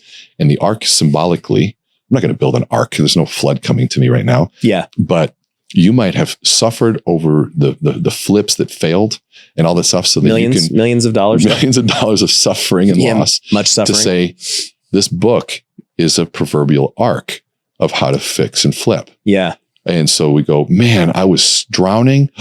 Thank you. How many people have thanked you for the how-to manual on that? Many. Right? We've helped hundreds. And so then we go, I have suffered and lost on wealth. By the way, here's my this on that. And so now sometimes the ark might be a kind word, might be a sense of compassion when no one else has it. The ark might be writing a check. The ark might be time. And so we look at that and we say, so like when the pandemic hit, we had 100 events booked on the calendar at our highest fees ever. We're like, this is the greatest thing ever. I've been working for a long time. We're here and the NBA cancels and bam, it's gone. I had to cancel literally 100 events, millions. And my team they're like, just didn't know what to do because our business model didn't exist. No travel, no in-person gatherings. So I didn't exist. And I started giggling. They go, why? I go, well, one, it's not my first time here. Same thing happened in 9/11 to us. And two, I know exactly what's going to happen next. Irrationality, people are going to be scared and they don't know what to do. Yeah. And what's our expertise? Dealing with this piece. I said, so we're going to create a video series called the Lighthouse Series. And we're going to create, it's our best, and we're going to give our best stuff out. And they go, great, what do we charge? I said, nothing. Why? I said, if you see somebody drowning and you have a life vest, do you monetize the life vest or do you throw it? You throw it. And you know what? If that person in the future decides to do something good for you, it's a beautiful energy to that. I said, we're going to go and give the world what we know best. And there's a whole long story of how we transitioned, but in the last 6 months of that year, we did more virtually in revenue wise than we did the previous year traveling. Yeah. So I think there's a lot to be said around this concept of suffering, that we need to rebrand it and reframe that a little bit. The saying suffering is the fullest use of our time. And you suffer in the gym so you feel better. You suffer in the kitchen, you say no to things. You suffer through baseball, right? The reps so that you can actually be under the lights that one time, right? Well, also too, I mean, yeah, there's all the physical side of it, but I played 8 years making $1,200 to $1,500 a month. Yep. Suffering. Wasn't for the money. No, it wasn't. Yeah. Wasn't for the money. No, it wasn't. So yeah. But I'll say, I actually like what you're saying, because I think people are misconstrued on suffering is a great way to put it. You used work earlier. I think they're they're the same, right? Same thing. And you said, God said work 6 days, rest 1 day. Totally agree. And one part of the wealthy way that I've said is like, hey guys, I work from 9 to 5, Monday to Thursday. That's it. Friday I golf, Saturday or weekends I'm hanging out with the family and everything. And so I work 30 hours a week. Yeah. And it's kind of a misconception, because I'm actually working all the time. All the time. And I'm not talking about just my business, right? I consider my marriage work. Absolutely. My health is work. Yep. My faith is work. My self-development and my education, it's all work. 100%. Being a parent's work. So I just don't. That's suffering. Oh, for sure. But my point is, I just allocate my time differently for the different types of work. Well, people can use the typical sense of work as a cop out to doing the real work of life. Exactly. And to working on your marriage, which is not easy to do. Well, and the point is, people spend, and that's the whole premise of the Wealthy Way. Guys, if you haven't read Wealthy Way yet and you've been listening to this podcast, I don't know what you're doing. You need to unsubscribe or go get the book. But with the book, it's essentially a manual on time management and how to use your hours effectively, right? Because, and I've been trying to think about the one sentence way of what the Wealthy Way is. And you would think that I would have known that before I branded everything wealthy, but I didn't, because it's just so many things. But if I had to say, it is, hey, you need to understand how you should be spending your time, because the only limited thing that all of us have is time, right? We can all go get more money. Are the same 24 hours a week. We all have the same 24 hours, right? So, okay, we know that that's our limitation. And this is kind of how my brain thinks, right? That's why I was saying, hey, there's only one guarantee in life. You die, and you're dead way longer than you're alive. Therefore, you should figure out what happens when you're dead. Yeah. Not to go back to that note, but that kind of leads back to this, logical conclusion of, well, I only have 24 hours a day. Yeah. And, I have these things I want to achieve. I want the beach house. I want to have a great marriage. I want to be a great dad. I want to be jacked. I want to love God and serve and do all those things. How do you do it all? Mm-hmm. And it comes down to time management. It's 100%. That simple. And yet most people think, oh, well, I'll work 70 hours a week in business. And all I'm helping them realize is that, okay, you want to do that. That's cool. But it's not like you can also be great at the other things, because you can't.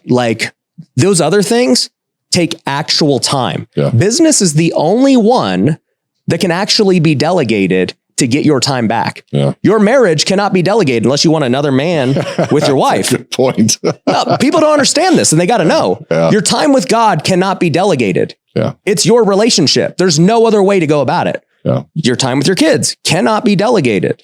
Your health cannot be delegated. You're it. You control your body. Your business can be delegated. You could print money at will if you just figure out the right things. That's simple yet really profound point on that one. I'm thanking you for that one. There's a really cool exercise to understand time. Can you define time? St. Augustine, Thomas Aquinas both said, I know exactly what time is until someone asks me. It's a really hard one. So now we can get into the piece of it. So there's an exercise I walk people through. I said, okay, so give me 1 or 2 sentences with the word time in it and how you struggle with it. Like, I wish I had more time with my kids or something like that. Just give me anything. And if you're listening, do it for yourself. Yeah, I wish I had more time. With my, to do what? Give me one. I want to do all the things I just talked about. Yeah. I wish I had more time to, I don't know. Just simple. I do everything I want to do. So I don't know. Like I actually don't have a problem with managing time. So it's hard. Think about one thing that there's an opportunity. Like I wish people would stop wasting my time. Even that's. Oh, for sure. Oh, okay. Well, you want to bring the negative side of it for sure. I wish that people didn't waste my time with dumb things. Okay. Yeah. So then I have people write these all out. You have your group do this, and everybody writes these all out. And I say, okay, so cross off the word time in that sentence and change it with the word life and say it again. I wish I had more life, or I wish people would stop wasting my life with these things. So what are you giving people in the wealthy way? More life. More life. And now life is measurable. It's finite. It's going to end. Time is the measurement of life. Even I think it was Benjamin Franklin says, do ye value life, then value time, because time is the stuff that life is made of. It's pretty deep. I like that. Yeah. And so then we go, okay. So time is a representative of the energy of life. And so then it's not finite because I think I have more time. No. There's an ending to this. And when you start realizing how little we have when we wake, when we sleep, how much time we spend on social media, how much TV we watch. Yeah. And we realize like we do this exercise with a ruler. We say, if this rule is your life, I said, okay, how old are you? Cut off those 46 years. Bam. All right. So now we spend about 5 years of our life watching TV. Bam. 5 years on social media. Bam. You sleep with this. Bam. I got 11 years left. Yeah. You know, what's funny is I had Justin Waller in here and we were talking and I said, you know, what's crazy is, I grew up an athlete. I love sports. I love playing, but I do not watch sports anymore at all. And, I was like, I just don't think, like, to me, 1, it's a waste of time. And 2, I just think it's selfish. That was how I perceive it today. Yeah. And people in the because it got clipped into a reel. So people are like, dude, you got to enjoy yourself. And you got to dude, that's crazy. Like, there's nothing wrong with watching some Sunday football. And I go, well, I didn't even respond to any of them. But like, the point was my desires have shifted, like you had just brought on, of that, dude, this is a waste of time. Like, I'm not going to go to the Golden Knights game every night. Like, you have season tickets to the Golden Knights game and you're wondering why your marriage sucks or you're not making the money you want to make. Oh, I don't know. You spend 3 hours, well, not more than 3 hours, prepping to go to this stupid game that has no impact on your life at all. And it's like a movie, like you're saying, where you get emotionally invested in this team who does not care about you or has nothing to do with you. And you think that what I'm saying is crazy. And it's like, yeah, to me, it's just as selfish because I know what I could be doing with that time. Yeah. I could be with my kids, my wife, God, my employees, my business. Those are all way better uses of time. Your priorities. Clearly. Yeah. And there's another thing that I studied, which is really interesting, is work and leisure. And what most people don't understand what leisure is. I think leisure is play, going to the game. Yeah. What is leisure? So it took me 3 years to understand it. And I feel like everything I do is leisure. And I'm going to venture to say yes, because of one part of the definition. Okay. So people think, there's work and play. It's not play. So work and leisure is contemplation and reflection. And so it's considered one of the highest forms of prayer, is the reflection on one's life. And so you look at there's work, there's a job, career, and then there's a vocation, right? This levels of what work is. And you're moving through all those. It's work, it's hard work. I'm flipping house. I'm flipping. Yep. And I got the money, it's a job here, it's a business, but what am I doing vocation? You start kind of moving through the bigger roles of that. Yeah. And now you're into kind of vocation. What's my calling and what's the impact? And there's a much broader, different questions you ask yourself when you think vocation versus a job. And is there anything beyond that? I don't know. So I know. I don't know. It's okay. Good question. I don't know. And if you figure it out, let me know though. I think it's death, but yeah. Might be. Yeah, exactly. So then we go, okay, so then leisure is the contemplation of one's life. It's the asking himself the egoless question of, did I do good? Yeah. Well, where did that question come from? The parable of the talents. Even go back to creation. Yeah. What was the last thing that God said before he went to bed? This is good. Yeah. Was it good? It was a question. Yeah. Is this good? And if he was, he rested well. Yeah. And so that question of contemplation of the reflection of life. So sometimes people say, can you meditate? Can you contemplate on the golf course? Absolutely. Now, to me, I used to play golf. Now it's too much time for me. If I were to play with my kid, now I have an integrated time with my kid, I'll play. Or if it's a really close friend and a client, or maybe I'll play with my wife, I'm in. But then there's other things that are contemplative that are the reflection. And that's why even going to bed at night, I tell people, I said, think about this. You worked your tail off. You are exhausted. You emptied the tank that day and you say, did I do good? And you go, yes. You go, you rest well. There is this joy and fulfillment that comes from it. But I know days that I was lazy. I slept all day, wasted the day, and did nothing good. There's nothing good that comes from that. No, not at all. Nothing. The world didn't progress. You didn't move forward. Nobody benefited from that. But it was self-care bullshit.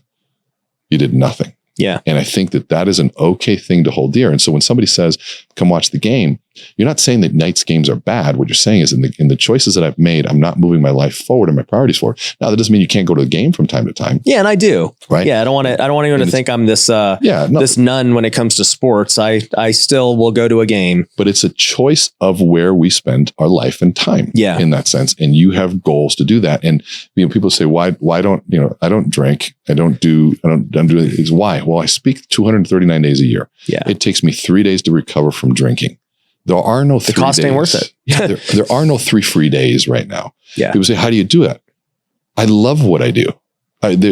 How is this not energizing to be challenged and to think and to move? And then for someone else, that energy begets more energy. And now if I'm doing the stupid things, I'm not sleeping, I'm not eating right, I'm wasting my life and time. Yeah, that's tiring. But you were alive 16 hours, awake 16 hours. So was I. I just was doing what I loved. So that's the whole balance. I don't think balance is the right word. I think balance says I got to take away from one thing to give to another. I believe in 2 other words, integration and harmony, right? So if you go golfing, but you're doing it with your family, if you go to the Knights game, but you've got season tickets with your kids and your kids are like there and you're with dad, integrated, beautiful. Like that's a great time. Like your dad taking you to all the things. Those are integrated times. And so like my people say, well, Rene, how do you do 239 days? And you're married. I'm like, yeah. Well, guess who booked those 239 days? My wife. She said, and she's like, okay, you play this tune, I play this tune for a while. And those 2 tunes, if they're in harmony, create a nice song. Now, do we like the 239 days right now? No, neither of us like it. And so we're going, okay, we need to play a different tune now. This tune needs to change. This season's over. Exactly. And that's the journey and is it difficult? Is it hard? Hell yeah, it's hard. Yeah. But is it worth it? Yes. And I don't think happiness is the goal. Yeah, no, I agree. And I think that seasons change. And that was the realization I had towards the end of my baseball career where I truly felt that I was just selfishly playing and it wasn't helping anyone. Interesting. Because I retired in 2017 and well, look at that. Like, so you took away a love of happiness. My entire life pursuit. Yeah. And it was what made you happy to pursue something more meaningful. And I think that's what people need to hear from all of this, which is stop pursuing happy and start searching for something that's more meaningful. Can you look at yourself at the end of the day and say, did I do something today? Did I move forward? Did people benefit from this? Did I create a better world today? And if it's faith-based, did I further in the creation of God in what's going on? If it's not faith, well, okay, then did you move in yourself and what you believe? Because I will respect you if you have some foundation and that you move towards. Even if it might be against mine, I'll respect you for that. And so then we can get in discussion because maybe something good will come out of that. But if you have no foundation. But if you're a bum, not doing nothing. And you're just going in circles, at some point you're going to pay that price. Yeah. And it's not going to be a fun one. It's just wasting time. Yeah. No, I agree with all that. And it's funny you bring up family and golf and everything. So it's like I started golfing a little over 2 years ago. Never cared for golf my entire life. And I only started because I bought land on a golf course. How did you unlearn the baseball swing for the golf swing? Same way I learned baseball. Got a coach, practiced, researched. Same way I do anything I want to be good at. Right. Nice. And now I'm a good golfer, and weekends are for my family. Like I've dedicated that to them. Whereas like a lot of guys who golf, that's when they golf. Mm-hmm. And I'm like, you know what? Why don't I just buy a house on the golf course? And then, I'll bring my family with me and we'll just all go. Integrated. And now we were going to hang out anyway, but now I'm going to do something that's fun and everything. And so, we've been doing that now on the weekends and everyone loves it. My kids run around, my wife, it's great quality time. I'm getting like my leisure and the thing I enjoy. Yeah. But even on Fridays when I'm not with them, it's always serving a purpose. Like if I'm alone, I love golfing alone. Because like you had said, pray and meditate, I'm just thinking about all the different things in my life and it's super refreshing. And I love doing that when I work out every morning. I look forward to working out, not because like I enjoy pumping weights. Like it's just the thing I am doing while I'm thinking and processing. Yeah. Yeah. I love that. Yeah. A lot of this has been leisure conversation because it's making me reflect on things. And I'm going to be reflecting on, what you said, that work's the only thing you can delegate. And I have been notoriously bad at that. Yeah. You don't need to speak 239 times. If you hire me as a coach, we'll get you down to speaking like 20 and then boom, you'll make the same amount of money 10% of the time. Good. Well, I love peer mentorship, man. It's always a good thing. Yeah. No, what's funny is somebody told me this because, you get asked to speak at a bunch of things. I do as well. And I say no to like all of them because once again, it goes back to belief system. And I'm like, I believe I don't have to. I believe that. Well, you have a business. This is my business. No, I get that. And that's part of what needs to change too. Yeah. Reshifting the business so that it can be different. Yep. But like a lot of my friends and people are like, dude, like, these are big opportunities. They'll pay you, it'll help build your brand. Yeah. And well, actually I'll take it a step further. Back in 2020, before I was on social media, I got on during the pandemic and, we were getting offered a TV show to flip houses and stuff. Cool. And, like events and all this stuff, like nobody knew who I was. So I wasn't like getting asked to speak at all these events, but my first thought was, well, dang, dude, this TV show is going to be like 80 hours a week.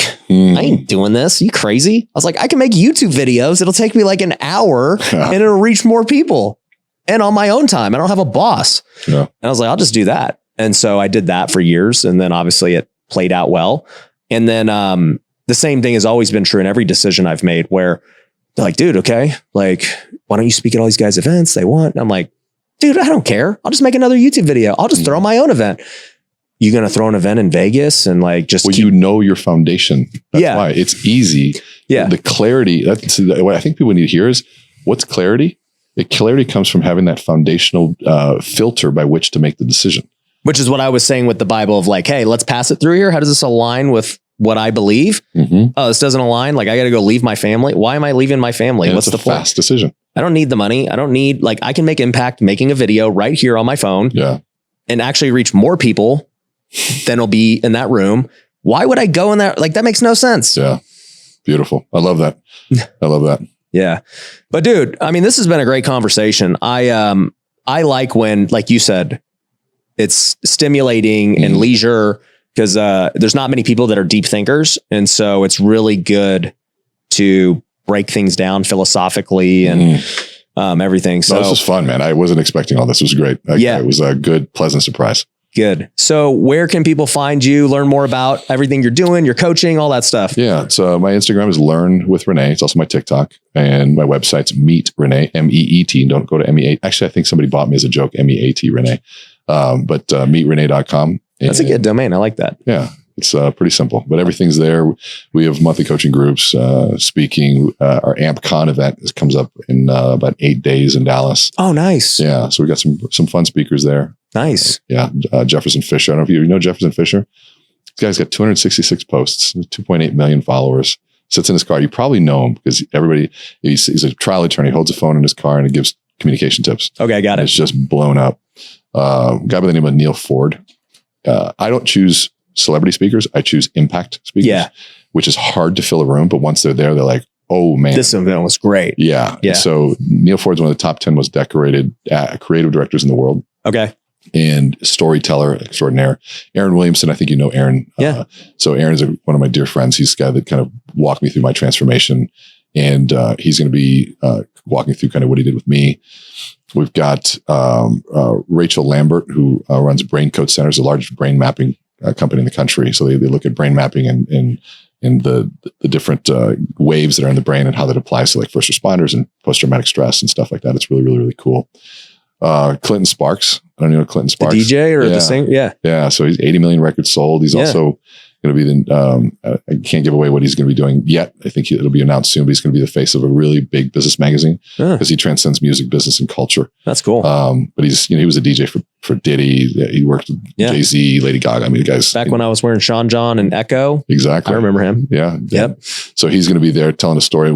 His story is going to be fun because he had a beat that he made for Ludacris, and he brings it to Ludacris, and he goes, it was for him. I was sold, and brings it to him. And he says, hey, check it out. And Ludacris goes, what else you got? This beat sucks. Yeah, exactly.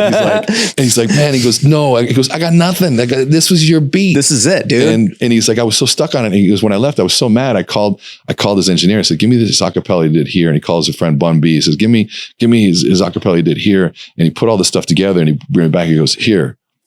And so we're going to go through. I have all the individual beats, like all individual that sound like that doesn't sound right. And then he goes, I put them all together and he goes, and here's the video. And so it actually turned into something really cool. So how do you take a no, turn it to yes, but how do you build context, which is also part of the influence process, which is framing. He didn't frame Ludacris right. Exactly. Yeah. Yeah. So it's kind of a fun story, and he's a super smart guy. He's launching a really cool business. You should get to know him. You'd love him on here. Yeah. Yeah. I'll link really up with cool him. Guy. So, that's awesome.